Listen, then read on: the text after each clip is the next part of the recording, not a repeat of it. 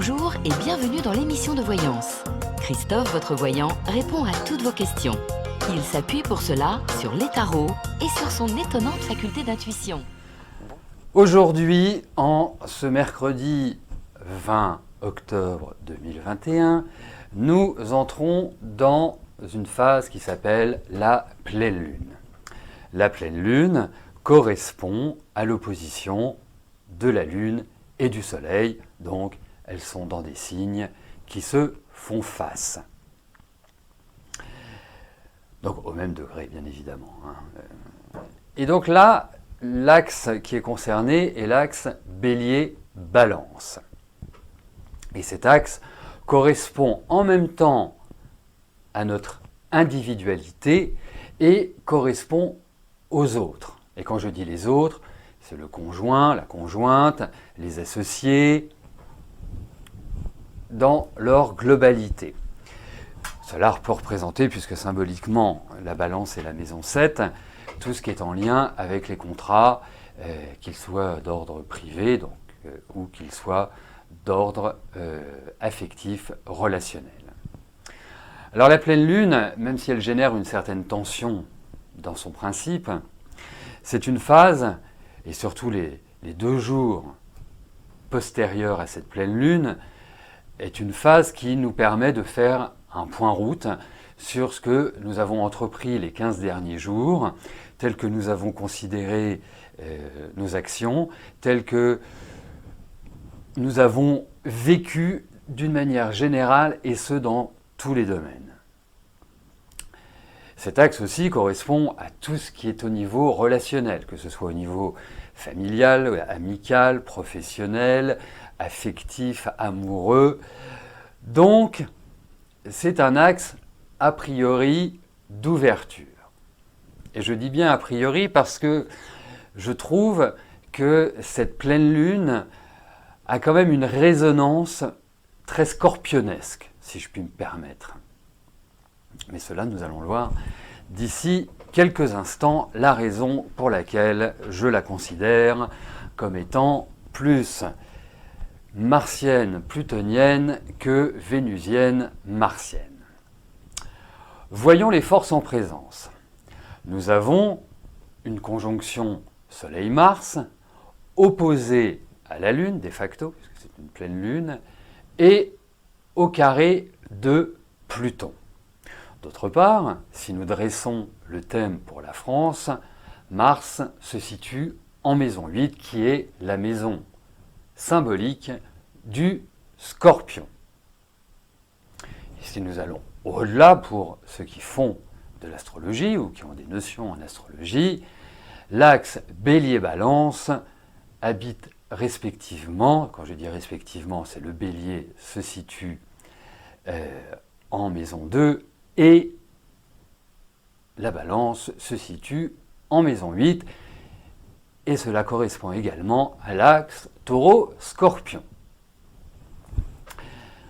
Alors, pourquoi véritablement cette dimension, entre guillemets, Scorpion? Les 2 planètes du Scorpion sont Mars et Pluton. Ces 2 planètes sont en carré. C'est un aspect de tension. Mars représente l'énergie, Pluton représente la transformation, voire la transmutation, mais également ce qui est invisible. Lorsque vous associez ces 2 planètes, et notamment dans un carré, eh bien, cela est synonyme de violence. Violence physique, violence verbale, de réaction extrême, voire démesurée. C'est une forme de destruction par plaisir de faire mal. Donc vous pouvez jeter un petit coup d'œil sur votre thème personnel s'il existe des aspects entre ces 2 planètes. Si vous avez des planètes, par exemple dans le 3e décan de la Balance, du Capricorne, du Cancer et du Bélier, voir si votre maison 8 est en Capricorne ou en Balance. Si tel est le cas, il vous faudra, selon les éléments touchés, quand je dis les éléments touchés, ce sont les planètes, de ne pas vous laisser aller à vos pulsions, à vos envies immédiates. car vous avez de fortes chances de le regretter par la suite. À titre d'exemple, si ces aspects touchent votre Vénus natale, vous serez de facto à fleur de peau sur le plan affectif et aurez envie d'en découdre avec votre conjoint, votre petit ami, votre petite amie, enfin celui qui a priori est votre amoureux ou votre amoureuse. Si c'est Mercure, c'est votre intellect, vos modes de pensée, vos écrits, entre autres, qui seront à surveiller, car vous avez de fortes chances de dire les mots qui blessent et de voir une certaine nervosité intérieure accentuée.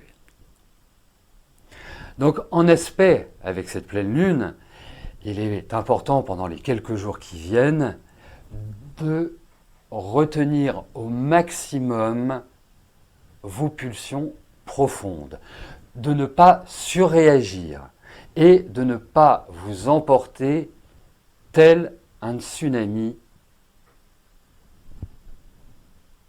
tout simplement.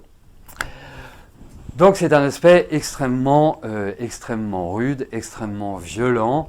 Alors bien évidemment, c'est un aspect qui peut avoir une portée sur, au-delà des thèmes individuels, sur le monde, puisque si nous voyons Pluton en Capricorne, au carré de Mars, au carré de la Lune et du Soleil, cela peut avoir un impact sur la Terre et voilà, déclencher, je ne sais pas, des tremblements de terre, des tsunamis, des pluies diluviennes, même si ce n'est pas forcément la pluie, ou des éruptions volcaniques. Enfin, en tout cas, ça peut déclencher des conflits ou des difficultés à trouver un équilibre entre les différents partis ou les différents pays. Voilà.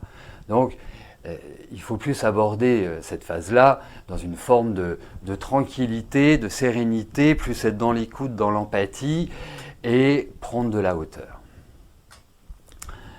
Heureusement, nous avons aussi une jolie conjonction Mars-Soleil, qui est une conjonction d'énergie, qui est au trigone de Jupiter. Donc, cela va développer l'envie d'agir, l'énergie, donne aussi une envie de se dépasser. Il faudra veiller à ne pas gaspiller. Vous savez, le principe du coup d'épée dans l'eau va très bien avec cette configuration astrale. Et de ne pas mener des combats inutiles. Dans ce genre de période, il faut choisir les combats les plus importants ou en tout cas essayer d'organiser nos combats dans un ordre de priorité.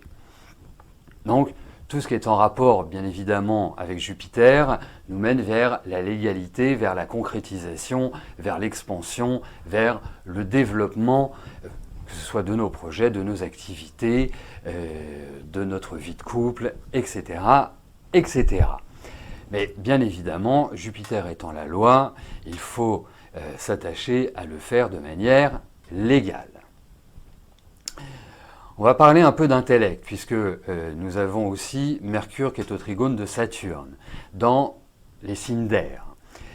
Et ce qui apporte, malgré la présence de Saturne, puisque Saturne est tout sauf la légèreté, mais cet aspect va nourrir une certaine légèreté, justement, nous permettre d'avoir une analyse plutôt centrée, d'avoir des réactions méthodiques, voire une froideur intelligente, et va accentuer notre esprit logique.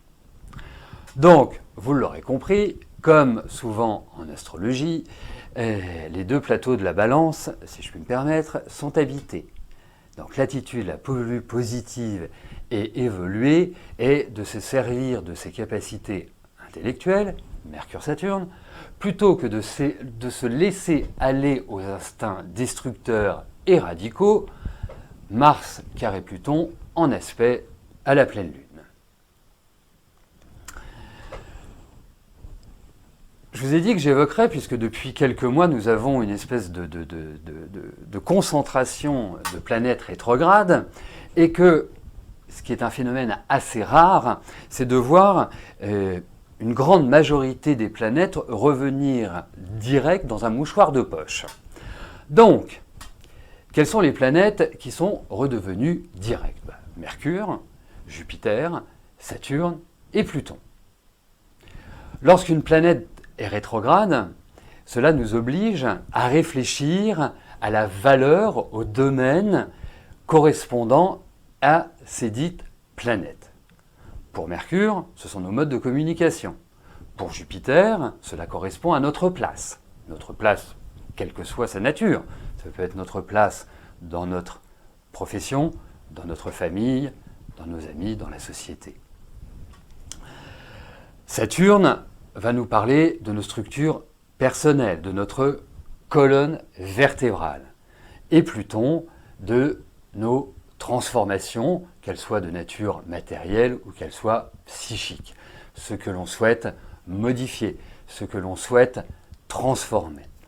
Donc, en redevenant direct, nous avons dès lors, après avoir mûri notre réflexion, après avoir trouvé ce qui nous correspondait, cela nous permet de retrouver un meilleur équilibre et d'instituer des fonctionnements qui seront en adéquation avec nos buts et notre personnalité. Alors, je vais ajouter à toutes les explications que je peux vous donner depuis de très nombreuses années sur les événements astrologiques, une manière d'interpréter une pleine lune en l'occurrence, par rapport à votre thème astral. Donc c'est tout simple, on dresse la carte du ciel de la pleine lune. Forcément, c'est un thème natal comme vous avez votre thème natal, et il y a un ascendant. L'ascendant de cette pleine lune est le poisson. Voilà, moi, si charité bien ordonnée commence toujours par soi-même, le poisson, dans mon thème, est la maison 5. Donc, la maison 5 correspond aux amours, aux enfants, correspond au plaisir et correspond à l'image de soi. Donc forcément, avec cet ascendant qui va être en poisson, c'est la mise en évidence de tous ces domaines pendant cette période de pleine lune. On ajoutera aussi, étant ascendant balance, eh bien, les planètes qui sont en balance sont dans ma maison 1. L'ascendant est égal à la maison 1. Donc forcément, puisqu'on a le Soleil, Mars et Mercure, eh bien, ça va jouer sur les domaines de le Soleil reste l'image, puisque c'est le principe de l'ego. Mars va correspondre à l'action et Mercure va correspondre à la pensée, également à la transmission, ce que je suis en train de faire. Je viens juste de le réaliser. En fait, c'est l'idée de ces trois planètes où, forcément, avec ces éléments-là en maison 1, il faut agir, se mettre en évidence, communiquer, transmettre, réfléchir. Donc, vous pouvez le faire par rapport à votre thème. Regardez où le poisson tombe, quel est votre ascendant, où sont les éléments, donc les planètes, dans votre thème astral. C'est ce qu'on appelle familièrement, dans notre jargon, les transits planétaires. Voilà. Pour finir, nous allons voir pour chaque signe ce que peut entraîner, quel impact peut avoir cette pleine lune, en sachant que ce que je dis pour les signes solaires, vous pouvez également le prendre pour votre ascendant, faire une synthèse entre les différents courants. Donc nous allons commencer par les Verseaux et les Gémeaux. Pour ces deux signes, que dire à part foncer? C'est le moment clé, charnière, pour évaluer les forces en présence et vous mettre en ordre de marche. Les opportunités sont là, les opportunités arrivent. Il ne vous reste plus qu'à les cueillir. Vous êtes et serez l'artisan de votre réussite. les planètes vous poussent vers l'expansion. Et je dirais notamment pour les Verseaux. Ensuite, les Balances, les Capricornes, les Cancers et les Béliers. Vous êtes du troisième décan de ces signes-là. Je vous encouragerais à prendre des vacances ou à faire une retraite de quelques jours. Bien sûr, vous n'avez peut-être pas forcément la possibilité de le faire. Alors, mettez-vous plus dans une dynamique d'accompagnement, de retrait. Évitez de vous mettre en valeur. Travaillez sur la diplomatie dans vos relations extérieures. Vous verrez, vous risquez de subir les autres, de voir les autres prendre un malin plaisir à vous asticoter. Donc, c'est la période où vous devez vraiment être hyper zen et ne pas être dans la réaction. Pour les autres décans de ces signes-là, poursuivez sur l'énergie de ces dernières semaines. Vous bénéficiez des bons aspects de Jupiter et Saturne. Donc, la possibilité de prendre une place prépondérante dans votre environnement. En ce qui concerne les Taureaux et Lions, cette pleine lune, dirais-je, n'a pas d'effet marquant, ni pour, ni contre. Continuez malgré tout à avancer par petits pas. N'oubliez pas, justement, Jupiter, Saturne en Verseau risque quand même de générer pour les premiers et troisième décans quelques menues contrariétés. Passons au Scorpion. Donc, forcément, avec tout ce que je viens de dire sur la pleine lune, c'est un signe qui est impacté par les dites relations Mars-Pluton. De plus, depuis un an, Jupiter et Saturne vous mettent face à la réalité de la vie. Les blocages sont nombreux et créent un environnement de frustration, d'envie et de changement. Donc, les questions qui se posent aujourd'hui pour vous, chers amis Scorpions, est de savoir si vous êtes heureux dans votre vie. Si les structures dans lesquelles vous évoluez vous correspondent encore ou plus. Aspirez-vous à du changement ou aspirez-vous à conserver l'existant? Sachez une chose, c'est que ce n'est pas le moment d'agir. Ce n'est pas forcément le moment où vous allez trouver les réponses à toutes vos questions. Et surtout, il est hyper important de ne pas prendre de décision à l'emporte-pièce. Vous verrez, le temps viendra où la vie s'éclairera et où votre instinct vous révélera la route à suivre. C'est un des principes du Scorpion, de faire les choses en fonction de ses ressentis, en fonction des éventuels messages qui lui parviennent. Les Sagittaires. Je dirais qu'à part les Sagittaires de la fin du deuxième décan et début troisième, qui vivront le carré de Neptune, donc le carré de Neptune au Soleil, c'est plutôt l'idée d'une forme de flou artistique, les astres vous sont plutôt favorables. Pour les autres, enfin non, pour tous les Sagittaires, dirais-je, la meilleure attitude est de développer, de vous imposer et de créer votre environnement personnel. Je dirais que vous avez 2 mois à partir d'aujourd'hui pour le faire. Pourquoi ? Parce que Jupiter va bientôt quitter le Verseau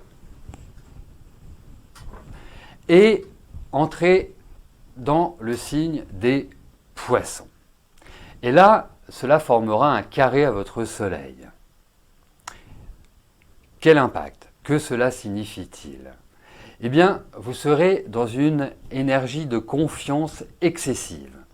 Vous risquez de vous voir plus beau que vous ne l'êtes et d'être aveuglé par votre image. et de ce fait, de ne pas voir les pièges qui vous seront tendus. En 2 mots, soyez circonspect. Et nous allons finir notre balade à travers les signes par les poissons et les vierges. Alors, vraiment pour vous, je vous l'ai dit, le jour de la nouvelle lune, c'est le moment opportun de saisir les opportunités qui se présentent à vous. Les planètes sont nettement favorables à votre expansion et à votre désir de structurer votre vie selon vos désirs. Donc, vous savez ce qu'il vous reste à faire. C'est vraiment une configuration qui me paraît impeccable pour trouver un épanouissement total. Alors, bien évidemment, ces interprétations sont par rapport aux signes. Un thème astral, c'est la composition d'un ensemble de planètes, de signes, de maisons et d'aspects. C'est ce que j'appellerais des généralités. Rien ne vaut l'interprétation qui est faite à un instant T de votre thème astral par rapport au mouvement planétaire actuel.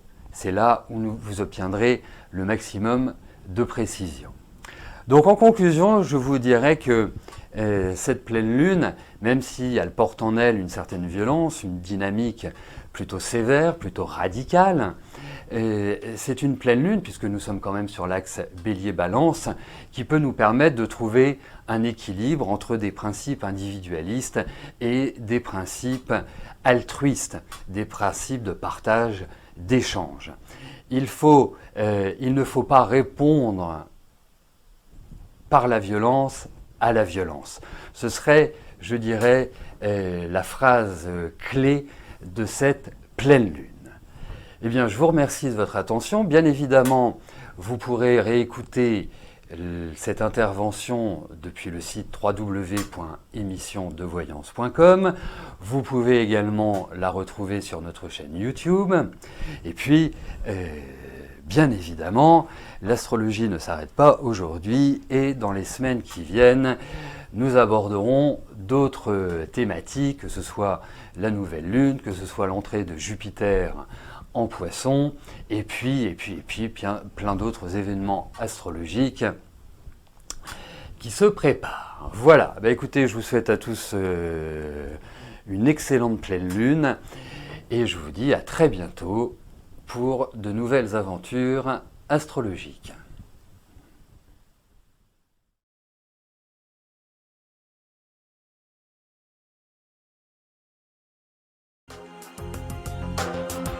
N'oubliez pas que du lundi au vendredi, à partir de 13h30, je réponds en direct à vos questions sur le site de l'émissiondevoyance.com et j'aborde avec vous tous les sujets qui vous tiennent à cœur.